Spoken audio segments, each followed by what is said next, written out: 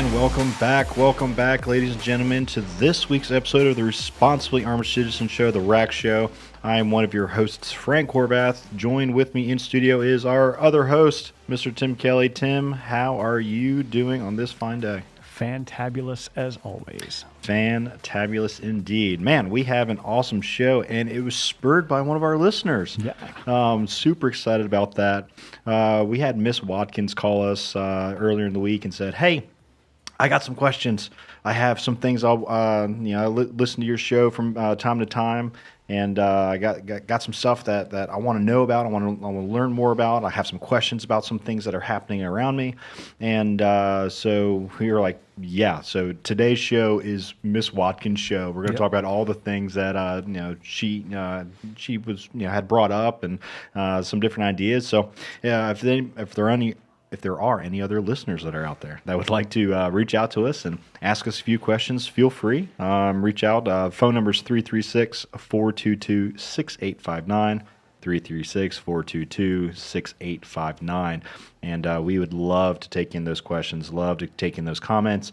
And you can't promise that we'll hit all of them, but we'll definitely do justice. She definitely had a laundry list of excellent questions. I mean, that's how we're able to pretty well produce an entire show based on the questions that she had. They were all very good questions. Yeah, no, definitely excited for that. So, one of the questions that she had was, look, I catch your show from time to time, but I can't always. How can I find you, throughout the week? How can I catch up on some past shows, things of that nature? The easiest way of going about doing that is on YouTube, right? So WSIC News YouTube has a lot of our past shows that are up there. Some not. The YouTube overlords tend to frown on some of that, but there's quite a bit of our content that's on there. Again, reaching out to us via phone's also a great way. Also via email, rac@apacheNC.com, RAC@apacheNC.com. And like I said, we'd love to have a conversation with you guys. So that's how you reach out, view some of our past shows. But the one incident, right, that really struck her interest, that she had a lot of questions, a lot of concerns, duly, rightfully so, I should add, was this incident that happened this past Monday down in Monroe Walmart. 32-year-old ended up walking into the Walmart and, just armed to the gills, had multiple firearms on his person, had a second chance vest, armored vest, whatever you want to call that, as well as a rifle, and semi-automatic rifle. And concerned some people the way that he was doing that. It also raised some red flags to people immediately. So again, rightfully so, some people called 911. And when law enforcement responded, there wasn't an incident. There was no not a big fuss, anything like that. This person did have their firearms confiscated from him, and he was charged with, it was terror. I just had it. Going armed to the terror of the people. In our world of work, we have to be familiar with a lot of these different charges, various ways that you can get yourself in trouble by carrying a gun in public. And this one has really slipped by me. Yeah, I had never heard of this charge. Yeah. It's one of those that it's easy to skirt across because it's not very popular. You don't hear about it very often at all. When we were doing a little bit of research, just pre-show on this particular charge, the reason why it ended up coming about was just some really nefarious, evil things that happened. What was it, 68? 1968. That was State versus Dawson. And, it's just, it's rough. Right. It really is rough.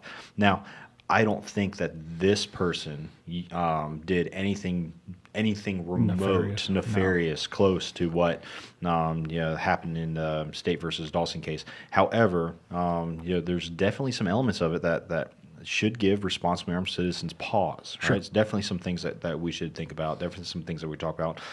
And I think that's going to be a pretty healthy part of what we're going to be talking about today. So, the understanding Second Amendment rights, understanding there are safe and appropriate ways of going about showing that upholding your Second Amendment rights, but at the same time, there's smart ways of going about and handling it too. I don't necessarily think that this was the best approach and the best way of going about. Well, for sure. Yeah, exactly. Obviously, a lot of other people agree. So what does this charge consist of? The armed to the terror of the people. Yeah, so there are a few elements to it. Person guilty for this offense, and I'm reading directly off of North Carolina criminal law, their statutes. Person guilty of this offense arms him or herself with an unusual, dangerous weapon for the purpose of terrifying others, and goes about on public highways in a manner which do cause terror to the people. So I'm not an attorney, but we do spend a lot of time studying this type of thing, and one of the things that really stands out to me is they're identifying intent. Right, 100%. And that is one of the hardest things to really convict somebody of in other cases of like attempted murder, for instance, right?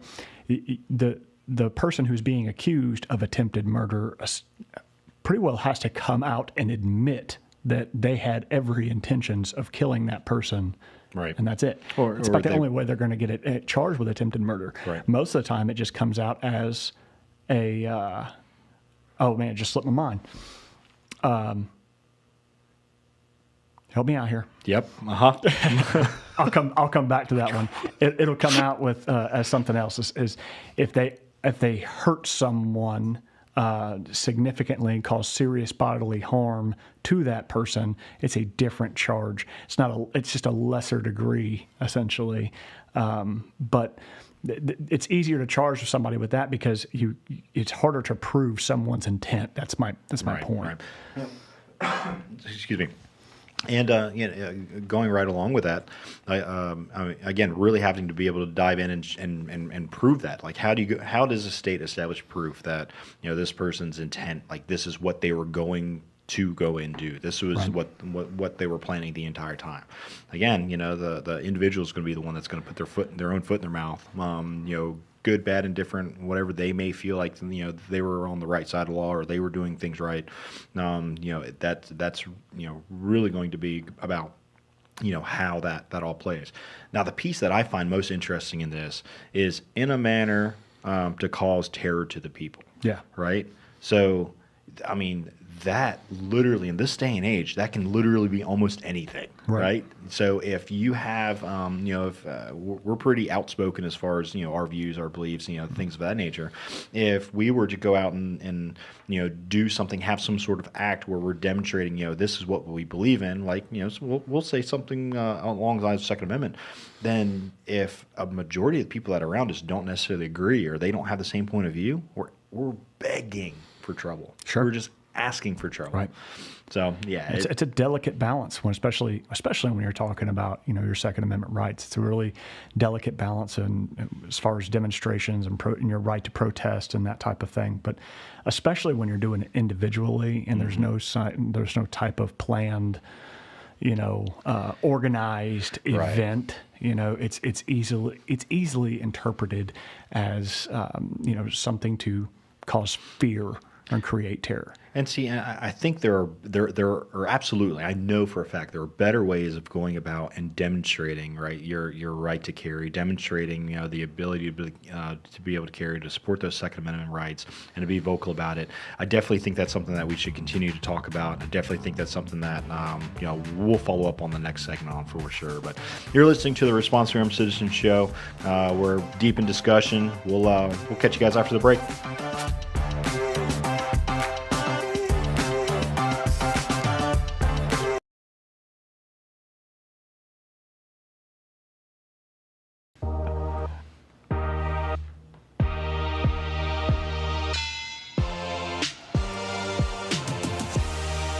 Welcome back to the Responsibly Armed Citizen Show. I am Tim Kelly, and with me I have Frank Horvath, and we've been talking about everything revolving around the responsibly armed citizen. Specifically, this is Mrs. Watkins' show. She's a caller who called in with a various list of very, very important questions, and we've been talking about one in specific right now, talking about the incident that happened in Monroe, North Carolina on March 25th in a Walmart where a gentleman walked in wearing all kinds of a giant get-up, bulletproof vest, had a whole bunch of guns on him and stuff. And we were talking about the charge that he ended up getting, which was he was being charged with armed to the terror of the people, and we're kind of diving into that charge and talking about the nuances involved in that.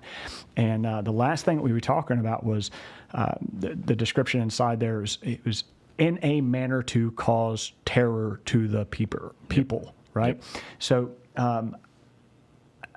what I got stuck on earlier was trying to prove intent in the court of law. Right. So when you say things like they were doing something in a manner to cause terror to the people, I mean, you're going to have a difficult time proving someone's intent. Right. And so an example of that would be instead of attempted murder, you end up getting charged with aggravated assault. And those things are too confused. It was eating at me, dude. I had to. At break, Tim was like, and it's going to hit me now.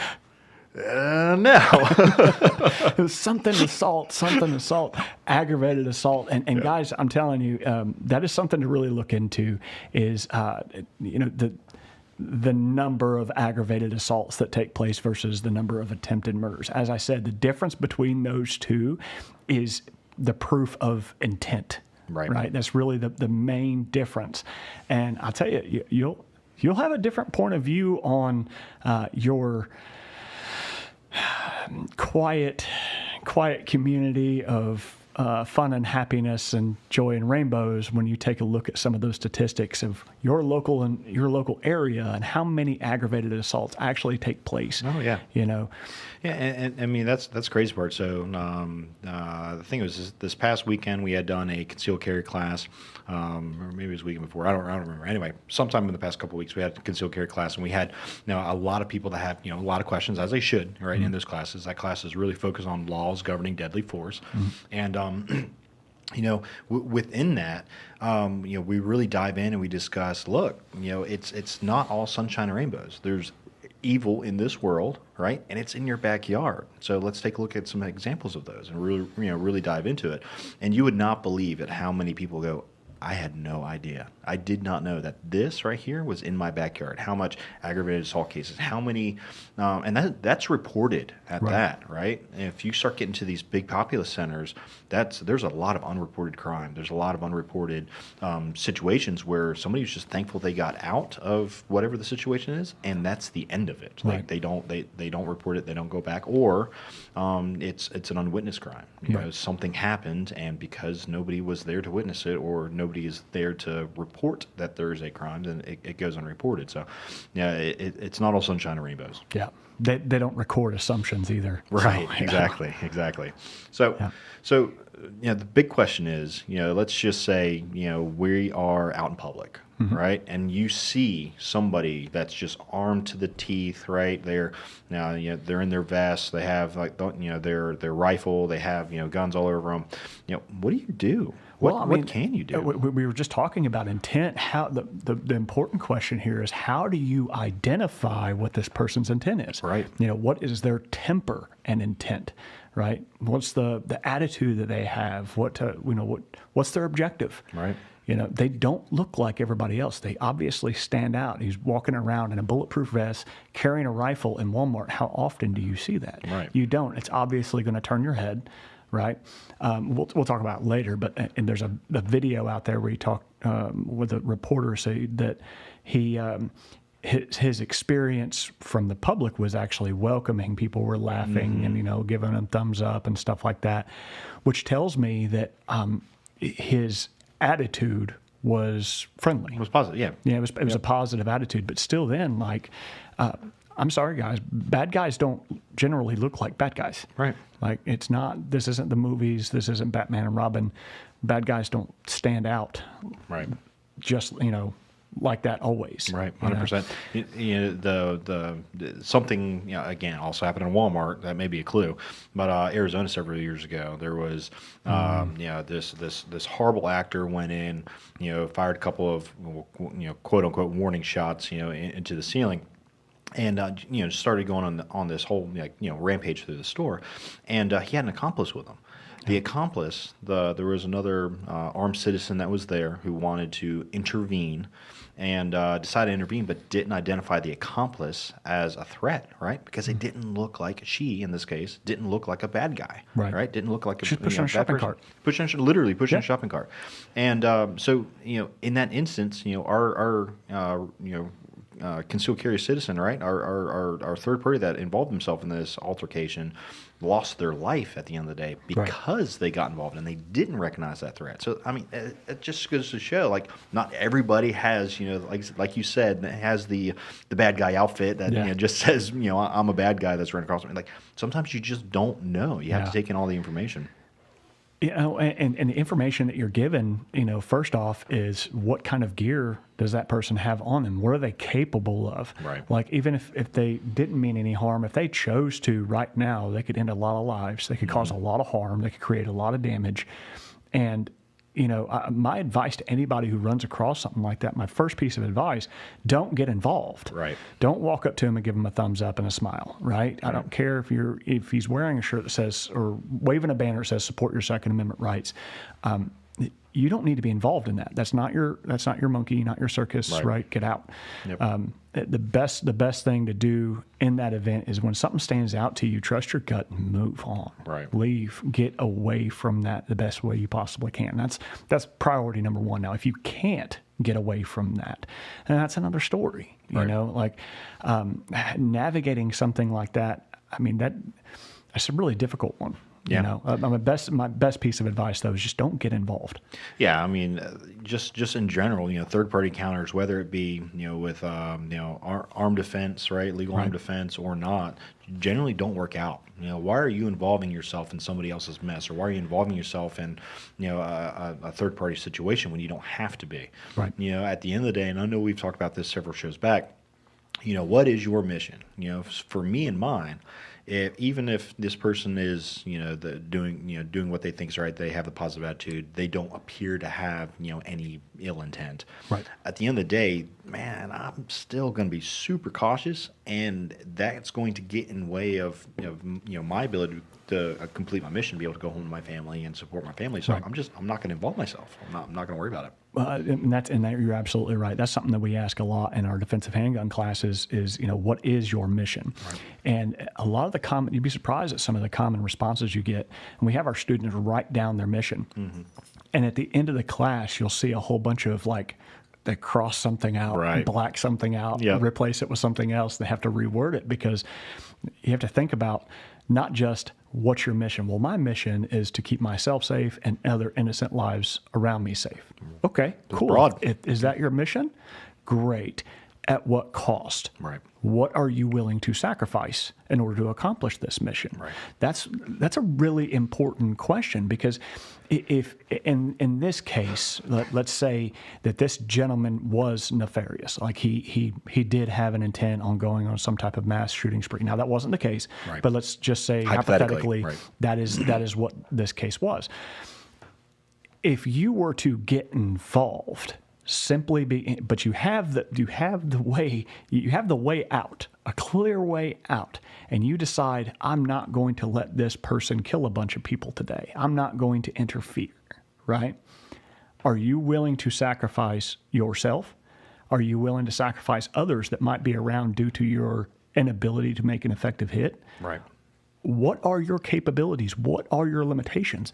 And that has to be something that's it's not made up. Right.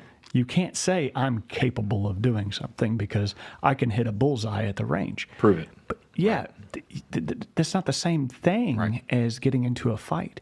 You know, how many hours of training do you have in force-on-force scenarios and stuff like that? It's, the same game, folks. And the other thing, and I hear it again a lot in the concealed carry classes, oh, I'll rise to the occasion. Okay, yeah, probably not. Statistically speaking, you're not going to rise to the occasion. You're going to fall apart. The part of what Tim's talking about, stress inoculation, especially with the force on force, especially with, adding a lot of extra rigorous exercise involved, when you're training, when you're doing some purposeful, instructed training, right? That's where a lot of this, really starts boiling down on you being able to make decisions on the fly. You can be able to perform, to a high level of automaticity in the moment, right?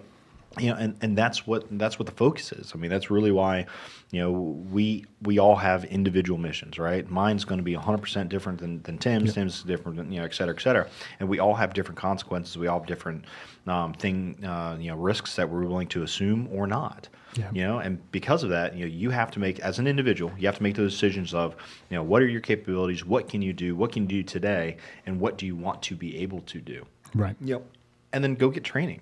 Go seek out guidance. Go find somebody. Just like what this Miss Watkins showed. Just like what Miss Watkins did. She had reached out and said, "Hey, and these are some other things that I'm thinking about. These are some other things that I'm considering."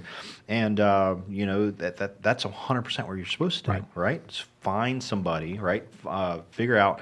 I keep hearing this. I keep hearing you guys talk about training. I keep hearing you guys talk about being a responsible armed citizen. I want to know more, right? I need more. Help. Send me some more information so that there's I can progress, right? But again, all of that starts now, right? Having a plan in place, and you're not going to have like the absolute nuts and bolts of every scenario. But you can at least role play a little bit and say, hypothetically, if this were to happen right now in this place, this is what my plan of action would be. Do I have the skills, the attitude, right, to be able to navigate the gear, to be able to navigate this situation? And if there's a deficiency there, great, do something about it. Don't sit on it. Yeah, absolutely. Yeah, you're absolutely right.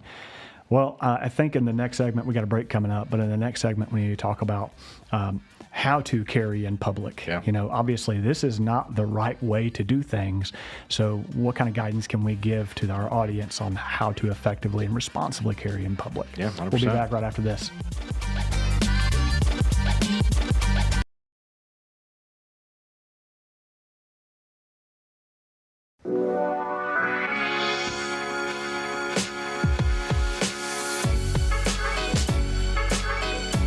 And welcome back to the Responsibly Armed Citizen Show. Yeah, I'm dying over here. Where we talk about all things Responsibly Armed Citizens should know. We're deep in discussion about, Second Amendment, about, coming across, what somebody's intent is, carrying in public, things of that nature. So here is my question, Tim. Now, as a responsibly armed citizen, how can we appropriately carry in public? Nice and easy. So let's delve into the word that's kind of left out here, and I think not a lot of people pay close attention to: professionalism. Right. Being a professional, right? And if you're going out and you're spending your hard-earned money and your time and investing in yourself and your ability to save yourself in the event that you need to, it's really important that you take this responsibility seriously and carry yourself professionally. And if you're talking about concealing a handgun, a professional image in my mind of someone concealing a handgun is someone that blends in really well with the public, and you can't tell whether or not they're armed. Right. Yeah. And that's the thing. Like, you have no idea. Like, I cannot tell you how many times when, talking with somebody, right? So I'm interfacing with somebody in public, and through natural conversation, whether they bring it up or I bring it up or something, right? Some natural progression of conversation, firearms training ends up coming out. And what's the next thing that ends up happening to him? They're like, "Oh, are you carrying right now?" Yeah. Right. And it's like, well, that's pretty intimate to ask. It's a very personal question. You shouldn't ask people that. Just so you know, please don't ask me that. Yeah, don't ask. Anywhere you see us in public, please don't ever ask us that question because I'll make it really awkward. Yeah. Just stare at you like. Are you going to ask me the color of my underwear next? Right. No, but seriously, so like, being a professional, especially, if you're carrying concealed, nobody's going to know, right? Right. And stuff happens, shirts get tagged, stuff like that. Sure. You may print or something like that where you can see like an outline of a firearm or something like that. Those, you handle those situations as necessary, but for the most part, if you're a responsible armed citizen, nobody's going to know, right? Now, I've seen and I've heard of far too many, of the counter examples where, people are, oh man, I got this new gun, check this out, right? And they're well, we talked about it in our last show, yeah, right? Just hey, check this thing out, or hey, take a look at this holster, or take a look at this piece of gear, and it's it's an etiquette thing, time and place, right? It's not very professional, especially in a public setting, right? Really save that thing for in the privacy of your own home, and even then, make sure that you have those safety considerations knocked out to where you're not just passing around a loaded firearm or something like that. I mean, there's better ways of going about doing that. But as far as in public, I definitely think, especially in this day and era, you got to be extremely cautious. You have to be extremely careful about voicing your opinion on your right to carry and things like that, because there are far too many dissenters. And they're vocal, right? And they can really cause a big scene where that's not necessarily what you're trying to do. Right. And, the Second Amendment right, I mean, there's all the time, man. There's always an instance where somebody gets really emotionally invested in this. Right. And don't get me wrong, like, I'm a big proponent of our Second Amendment 100%, rights. Yep. Ask me on the sideline what I think about certain things around the Second Amendment, and we'll talk about that. But it's not appropriate to use a situation like this instance in Monroe, North Carolina. It's not appropriate to walk around flaunting a whole bunch of guns just to promote your Second Amendment rights, which is exactly what this gentleman was doing. Right. So he said he was a big proponent of the Second Amendment, and he thinks if you don't go out and support that, then you're bound to lose it. You're bound to lose your Second Amendment right. And I'm sorry, but that is not an effective way to convince others who don't see things the way that you do. Right. It's not an effective way to show them that you are responsible with a handgun or with a gun in general. He talked about how he's not just an average Joe with his gun. He's had training, so he knows what he's doing. When you watch the video, though, we tore it apart in seconds. Right. Like, no, you're carrying a 1911 appendix without a holster. And the hammer's not cocked, so you're not carrying one in the chamber. Even if you are, okay, don't get me started. Yeah, my down a rabbit hole we go. Like it's just the wrong way to go about doing it. Right. If you're going to be a professional, you should, and you want to stand up for your Second Amendment rights, you should be doing something in a manner to try and show anybody else who might think differently than you that this is okay. Right, and that's the point. The point is to change minds. Yep. Right. The point is to educate, not to intimidate. Right. And his idea of there's been a whole lot of he said this. So there's been a whole lot of mass shootings, and he wanted to make sure that he was protected. So that's the reason why he had the bulletproof vest. That's the reason why he had a rifle, a Rhino revolver. Yep. Hoorah. Big fan of rhinos. I love rhinos. Those are so much fun. So much fun. And he had a Glock handgun, it looked like. And so he had 3 guns on him, one of them being a long gun, and he's blatantly standing out in front of everybody else, right? And he's touting this as a way that he's going to remain protected. Well, we all know and understand that it doesn't matter if you've got 15 guns on you. That does not mean anything. Right? The element of surprise is worth all 3 of those handguns. 100%. the element of surprise is worth all three of those handguns. And the part that bothers me, I don't want to say most, but another piece of that really bothers me is, about the way that he went about doing this. And in my point of view, I think he has done more harm, right, to to supporting Second Amendment than he does good. So he's armed to the teeth, and he has all this stuff, and he's doing interviews with other news agencies. What is on the headline of almost every single one of these articles that we read? What is on the headline of almost every news article that we read? Yeah. Man with an assault-styled rifle. Come on, like it completely detracts from what his goal is, right? And on top of that, like it just makes it harder, makes it worse for other responsibly armed citizens, like truly responsibly armed citizens. The ones who are going out and training and practicing, and the ones who are really being professionals and taking this thing seriously. Right.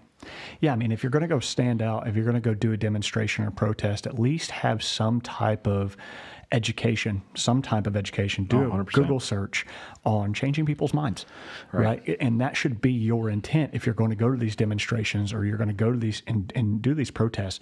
I'm 100% for it, man. I'm 100% for the, standing up for your Second Amendment rights. I know that we're under attack. A lot of our shows get shadow banned just because we bring up the subject of guns, right? I get it, and it's frustrating, but you should approach this with professionalism. Right. Yeah. And if you're going to do like a rally or something like that, if you're going to be in a group, do so smartly. I mean, there are ways, there are, certain hoops that you should jump through to make sure that you're, beyond reproach and, according to, color of the law, making sure that, everything is squared away, everything is good. And so that you're not, riding this fine line of, okay, am I in the gray? Are we doing this in the terror of the people or not? I mean, there's so many other things that you can do similar to this. It's not the same thing, but again, in our field, we do a lot of research. We're constantly looking up different things. These excuse me, these individuals who come and do like these audits, right? These Second Amendment audits, what we'll call them, and they're armed to the teeth and walk in police station, things like that. Like, you're doing nothing but detracting from what we're trying to accomplish here. I mean, doing so in smart ways, getting involved in other organizations, voting, vote.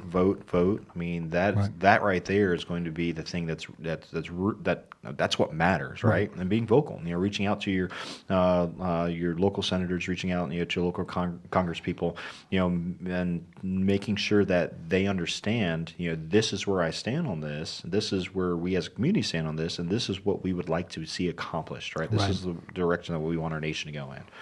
Again, without just beating a dead horse, there are better ways of going about doing this, right? And just far too many people go to we'll call it a more extreme route as individuals and say, this is what we're going to do because I think this is what makes a difference.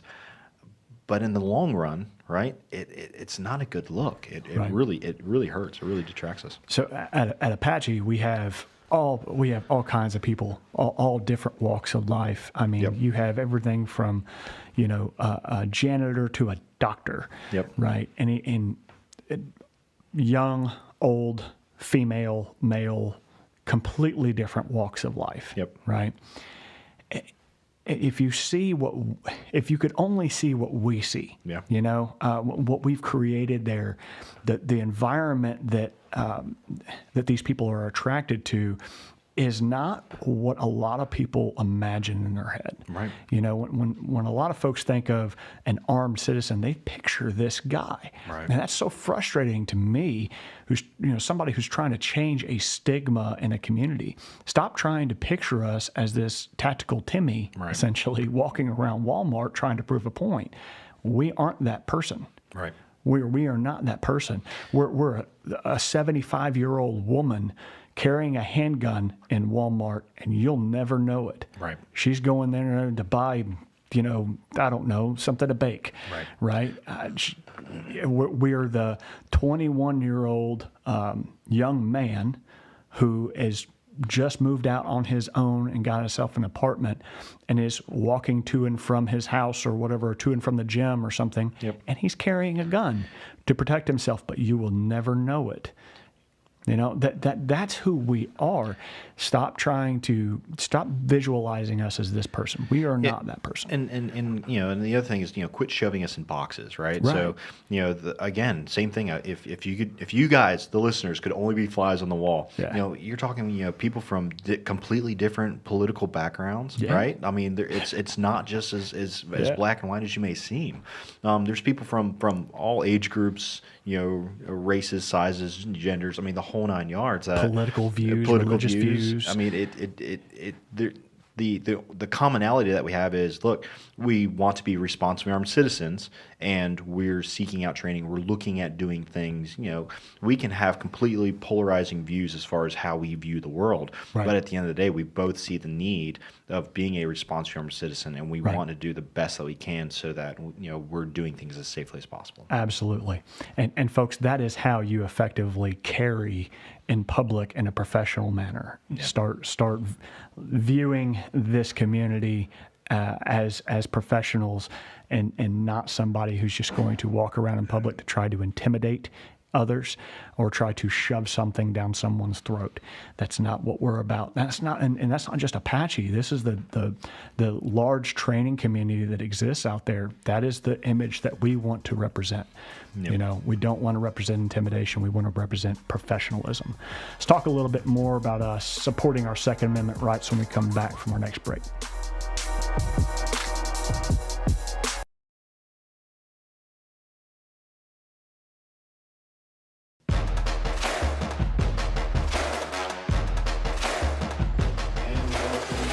And welcome back to the Responsible Armed Citizen Show, where we've had a fantastic time talking about our Second Amendment rights. Again, this was all spurred on by some comments by one you know, a listener that's out there, Miss Watkins, who, you know, had some really great things, really great questions, and so, you know, got off on a little bit of tangent talking about you know, you know, supporting Second Amendment rights and how to do it and how to do it right.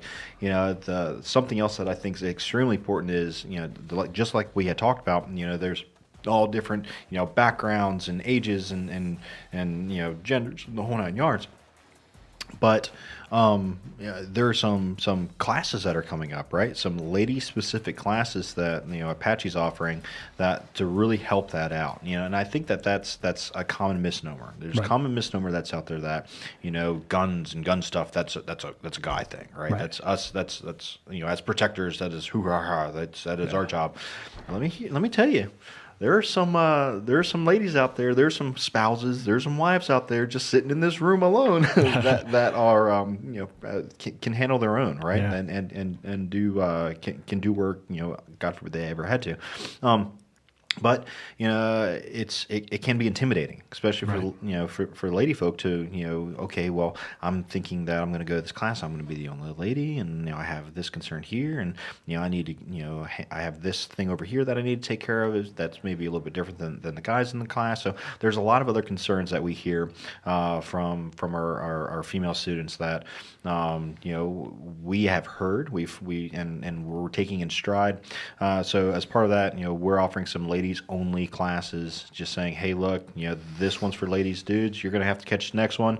You know, this group is, you know, solely focused on you know, our female students. And here's the thing that a lot of people don't think about, or a lot of people don't consider, is you know, women are far often better shooters than men are, Yeah. right? Physiologically, they're better built for it. Right. And, you know, but at the same time, there's also some other concerns with, you know, in respect to gear, in respect to, Right. you know, handguns, things like that, that some male forward gear, male forward stuff just don't work well for ladies. Right. So, you know, we're able to introduce, you know, a female student to, you know, different options, different guns, different things that, you know, fit their lifestyle a little bit better, so that they're able to be that responsible armed citizen, and they feel empowered. They're like, all right, I feel more better walking to, you know, my car after, you know, shopping or